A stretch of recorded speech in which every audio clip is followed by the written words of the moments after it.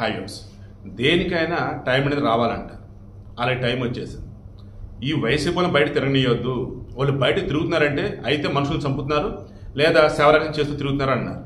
Yes, Jaganmohan రెడ్డికి సంబంధించేసి చేతులారా కావాలని మరి ఒక మనిషిని చంపుకుంటూ వెళ్ళిపోయారు. అదేమంటే మాకేం తెలియదు పక్కా ప్రూఫ్లు దొరికి అతని మీద కేసు ఫైల్ అయిపోయారు. ఏంటంటే అరెస్ట్ చేస్తారు.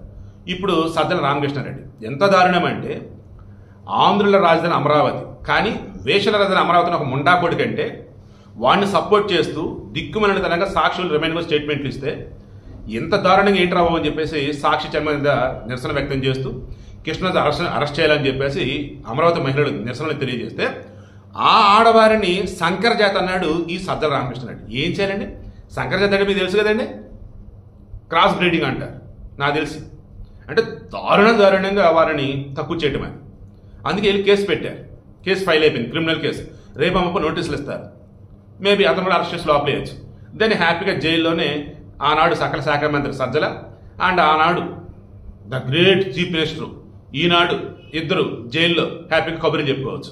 మరలా చెప్తాను చూడండి, ఏ వైసీపీ వాళ్ళు అయితే మంచిగా బతికారో వాళ్ళని ఎవరో టచ్ చేయట్లా, ఏ వైసీపీ వాళ్ళు అయితే దారుణంగా నీచంగా ఉన్నారు వారినిగా వదిలిపెడతా విధి కానీ పంచభూతాలు కానీ కూటమి గవర్నమెంట్ కానీ.